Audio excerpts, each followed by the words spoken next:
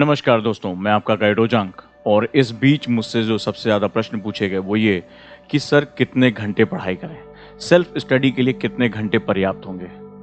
यूं तो दोस्तों यूपीएससी की परीक्षा में या जीवन की किसी भी बड़ी परीक्षा में घंटों का कोई महत्व नहीं होता। आपको अपना सर्वस्व झोंकना पड़ता है, आपको अपना 100% देना पड़ता है। फिर भी बातचीत करने के लिए हम कई बार क्वांटिटेटिव रेफरेंसेस का सहारा लेते हैं। और आज इस वीडियो में मैं आपको बताऊंगा कि आप अपनी तैयारी के वर्ष के अनुसार आप किस तरह से अपना सेल्फ स्टडी के टाइम एलोकेट कर सकते हैं और उससे कैसे मैक्सिमम निकाल सकते हैं। दोस्तों, अगर आप एक साल बाद एग्जाम देने जा रहे हैं, यानी आज से 365 दिन बाद, 370 दिन बाद आपका एग्जाम है, तो आपके लिए जो सेल्फ स्टडी होनी चाहिए वो 7 to 8 आवर्स होनी चाहिए पहले 8 घंटों के लिए। और उसके बाद के 3 से 4 महीने आपकी पढ़ाई जो है वो 11 से 12 घंटे सेल्फ स्टडी होनी चाहिए, जैसे जैसे एग्जाम आपके बहुत नज़दीक आ जाएगा।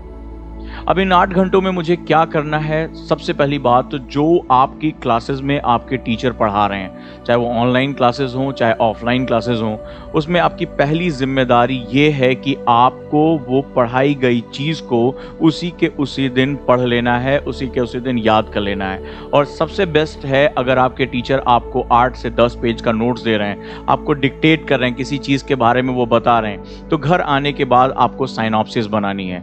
साइनॉप्सिस का जो पर्पस होता है वो ये होता है कि आप जो टीचर ने नोट्स दिए हैं उसको फ्लो चार्ट, कीवर्ड्स या टू द पॉइंट जो होता है उसको आप एक पेज में लाने का प्रयास करें। और इस एक पेज को आप जो है फाइल में लगाएं, ताकि आपको पूरी पढ़ी गई चीज़ को क्विकली जब रिवाइज करना हो तो आपको बहुत ही ज़्यादा आसानी होनी चाहिए। तो ये हुआ हमारा पहला सेगमेंट जो कि बहुत इंपॉर्टेंट है।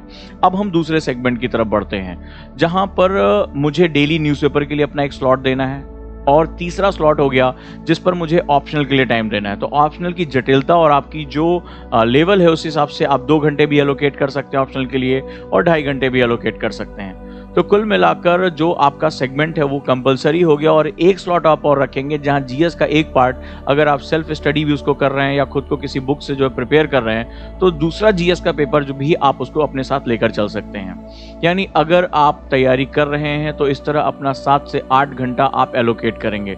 पर ध्यान रखिएगा, ये जो घंटे होंगे वो रेगुलर होने चाहिए।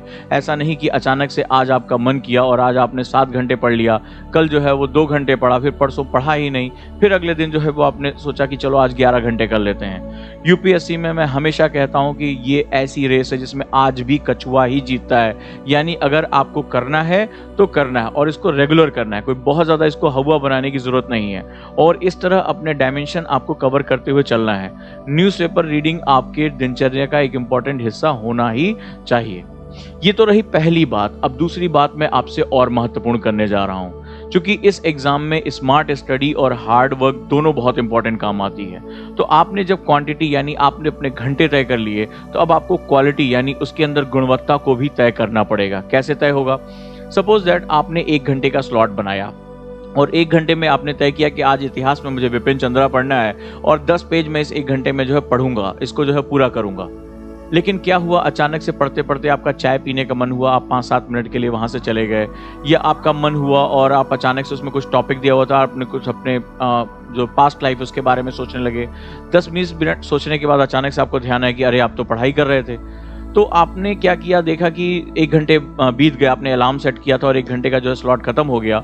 तो वहां पर क्या देखते हैं आप कि केवल 5 पेज पढ़ पाए। तो हम क्या करते हैं कि जनरली इस चीज़ को नज़रअंदाज कर देते हैं कि चलो कोई बात नहीं, अगली स्लॉट में हम अच्छा कर लेंगे।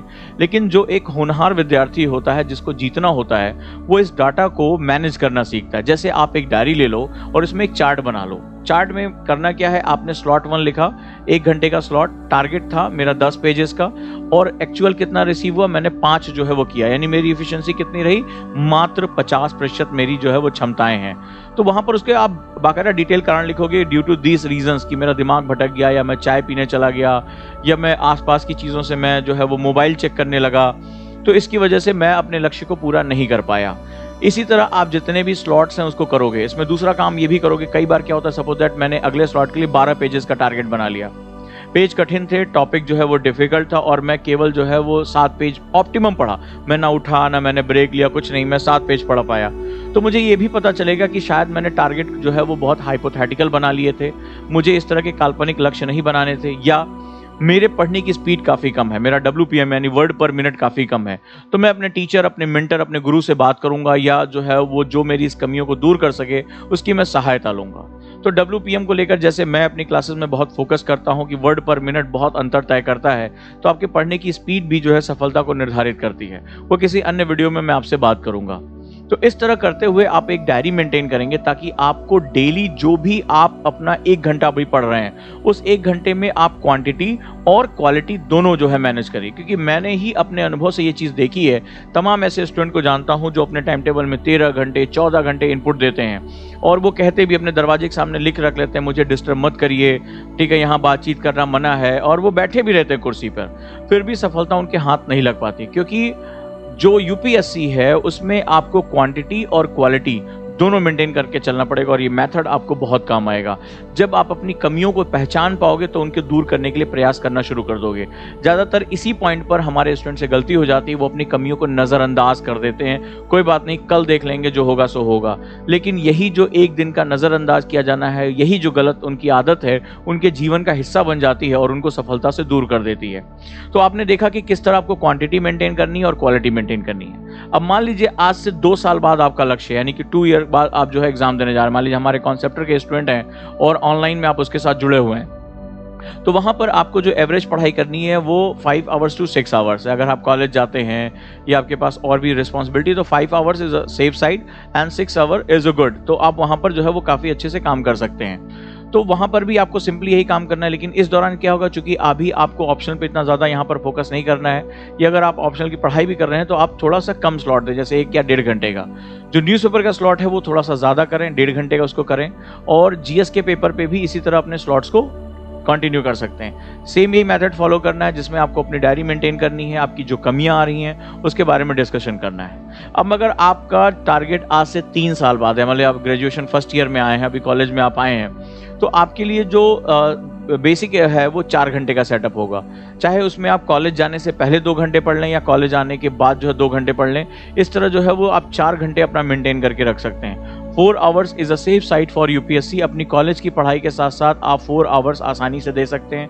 उसमें भी आप बेसिक जो है नॉलेज, 1 घंटे न्यूज़पेपर की स्टडी, इसमें चूंकि ऑप्शनल को अभी आपको बहुत इनपुट नहीं देना है, तो जीएस के 2 पेपर आप एक साथ लेकर चल सकते हैं और 1 न्यूज़पेपर लेकर चल सकते हैं। तो इस तरह जो है वो आप अपनी पढ़ाई को मेंटेन करेंगे। अगर आप फर्स्ट 1 साल बाद एग्जाम दे रहे हैं या 2 साल बाद या 3 साल बाद दे रहे हैं, लेकिन ध्यान रखिएगा दोनों कंडीशन में जो क्वांटिटी है, यानी मैं कितने घंटे पढ़ता हूं, और क्वालिटी की मैं हर घंटे में क्या पढ़ता हूं और उसको कैसे पढ़ता हूं, दैट्स वेरी इंपॉर्टेंट। तो ये जो अगर आप लेकर चलते हैं तो इसी को हम लोग स्मार्ट स्टडीज कहते हैं। हार्ड वर्क और स्मार्ट स्टडी आज की डेट में यही सक्सेस का आधार है और निश्चित रूप से आप इस रूप में सक्सेस होकर निकलेंगे। तो आप इसको फॉलो करिए दोस्तों, अपनी डायरी को मेंटेन करिए। अगर उसमें कोई कमी आ रही है तो वो डिस्कस करिए अपने मेंटर से कि सर क्यों मैं जो है वो अपनी इफिशिएंसी को नहीं पा रहा हूँ, क्यों मेरी इफिशिएंसी 50 या 60% रह जा रही है। लेकिन जब आपके पास डाटा होगा तभी आप बात कर पाओगे। इस मेथड ने मेरे कई स्टूडेंट के पढ़ने के तरीके, उनके हर 1 घंटे की इफिशिएंसी को बहुत ज़्यादा निखार दिया है, उनको बहुत ज़्यादा इंप्रूव किया है। और जिस स्टूडेंट को याद रखिएगा अपने हर घंटे की नॉलेज होगी, अपने हर घंटे पर उसका कमांड होगा, उसने क्या आउटपुट निकाला इस पर उसकी सोच होगी, तो डेफिनेटली इस एग्जाम को क्वालिफाई करने से कोई रोक नहीं पाएगा। ये एग्जाम बहुत सैद्धांतिक है, ये एग्जाम बहुत ही फंडामेंटल के साथ काम करता है। हार्ड और स्मार्ट वर्क को मिलाइए और देखिए आप विजेता बन के कैसे निकलते हैं। पर ध्यान रखिएगा, मैं बार बार यही कहता हूं कि इस एग्जाम में आज भी इस रेस में कछुआ ही जीतता है। कॉन्टिन्यूटी यानी नियमितता सबसे बड़ा गुण है। जो टाइम टेबल मैंने आपको बताया उसके लिए आपको अनुशासन की आवश्यकता पड़ेगी, और जो व्यक्ति स्वयं पर अनुशासित नहीं है वो अन्य पर शासन कैसे करेगा, ये भी तो एक बहुत बड़ा महत्वपूर्ण प्रश्न है। कल को आप अधिकारी बन के जाओगे, आपको लाखों लोगों की जिंदगी में परिवर्तन करना होगा। पहले वो परिवर्तन की मशाल अपनी जिंदगी से जो है शुरू करिए, वो वहां पर स्टार्टिंग करिए और डेफिनेटली आप बहुत बड़े विजेता बन के निकलेंगे। दोस्तों ये वीडियो आपको कैसा लगा मुझे जरूर बताएं, अपने प्रश्नों को कमेंट बॉक्स में जरूर भेजते रहें। चैनल को सब्सक्राइब करें और बेल आइकॉन जरूर दबाएं ताकि मेरी तमाम लाइव क्लासेस जो हैं उनका नोटिफिकेशन आपको सही समय पर मिलता रहे। पढ़ते रहिए, सफल होकर निकलिए। लबासना इंतजार कर रहा है आपका, आपकी प्रतिभाओं का, और दुनिया को बदलने का जो इरादा है आपका वो आप ही बदल सकते हैं। इस बारे में भरोसा करना शुरू किए। इस टॉपिक को जो मैंने बताया उसको फॉलो करिए, क्योंकि किसी भी चीज को सोचने से हासिल नहीं होगा, उसके लिए हमें एक्शन उसको जोड़ना ही पड़ेगा। So let's do it. इसको करके हम लोग दिखा देते हैं। धन्यवाद।